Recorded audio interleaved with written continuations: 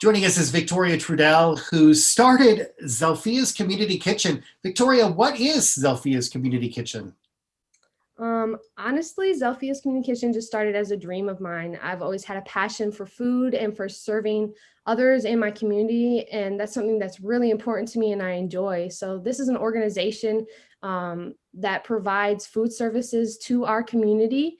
I was actually just about to graduate culinary school, and I shared this idea of starting this program called Risk to Reward, where we would partner with local group homes and at risk youth, teach them the ins and the outs of the culinary industry, and everything that they learned to make would then be served back into those in need within our community.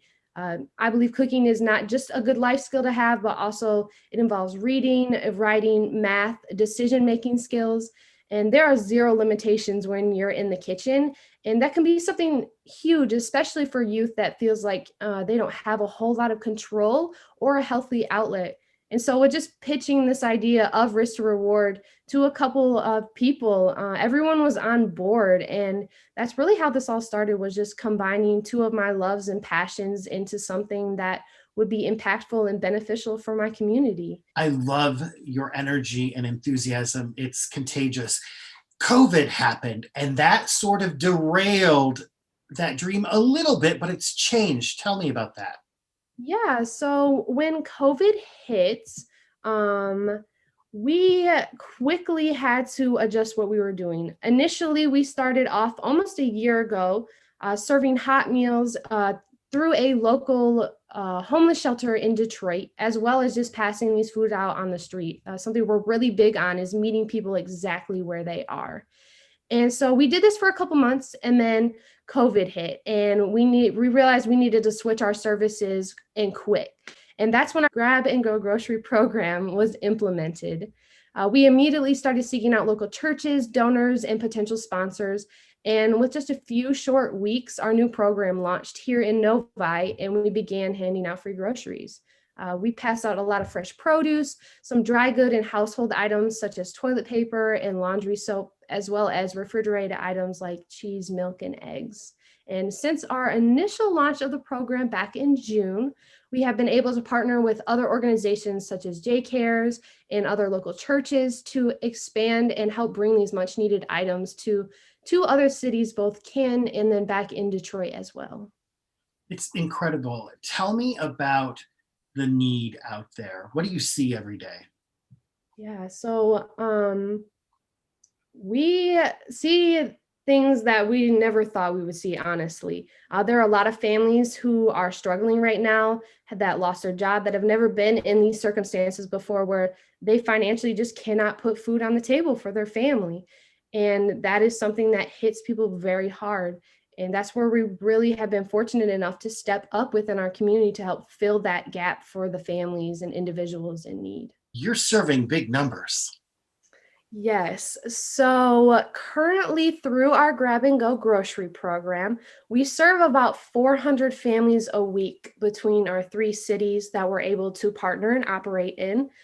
Since starting this program, total wise, we have served just over 6,100 meals and distributed just over 5,500 grocery boxes. Right now, we either operate out of a church or actually in our Canton locations, they are in partnership with another organization called J Cares, and they work out of mobile home parks. And so we bring the items, we set them out upside. Our wonderful volunteers help us with that and setting everything up. Cars will then line up. We place the items in their trunk, and then they actually drive away. So we just try to really limit that contact again because of COVID. So nobody's actually having any face-to-face interaction. Everything is just placed in cars, and then everyone goes on their way. Where does the supplies come from? That's a great question. So it comes from a little bit of everywhere. I'm fortunate enough to have a partnership with Gleaners, which is the local food bank here in Detroit. I also have a contract through the USDA Farms to Family program, as well as just our wonderful donors and supporters and community members who donate to us, that we're then out to go, we can go out and buy those food items. Wow. What would you say to somebody watching today? What can they do? How can they help? So Every small and little thing makes a huge impact overall. I truly believe that. For us personally, you can visit our website, zelphias.com, to donate there. You can also sign up for our weekly volunteer slots if you're someone who likes to get more hands on. But even just small things like checking on your neighbors, giving a phone call to, that elderly person that you know, and just checking in with the loved ones and people that you know and see what they need and make sure they're okay. Connection is huge right now. You are absolutely amazing. Thank you for what you do. I say that it was totally just a God thing and support behind our community, that we were able to, again, just adjust so quickly and just come and meet the needs of where our community is. um, Something that we even see in the future is just expanding and being able to not only do food but also provide assistance with rent and utility bills, mental health resources, just whatever else the members of our communities are expressing that they need help with. Why do you care so much, Victoria? Honestly, it's just a passion of mine. I love to be able to serve my community and help where I can. It's just something I have always enjoyed doing, and I love to be able to give back. And this runs in your family because you said your great grandma, Zelphia, started the community kitchen in Southeast Michigan, correct? Or was one of the founders? Yep, so they ran a food bank out of their home, and she did that all the way up until her 90s. And then I was able to kind of take over her love for both of my grandparents' love for just food and being able to provide for others, just like I said, as a legacy to them. I mean, it's an honor for me to be able to do so. But when you find your passion, it doesn't feel like work at all. It sounds like you found your calling. Yes, I'm very fortunate to say so.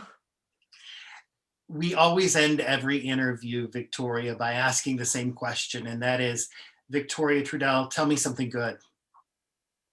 Well, I think for today, something good would just to be honestly reflect on what you have and just take the time to be grateful for everything. And, you know, life is crazy right now and nobody thought it would look this way, but just be thankful for where you are. And I think that's huge. I think that's great advice. Thank you for what you do. Thank you for having me. I appreciate it.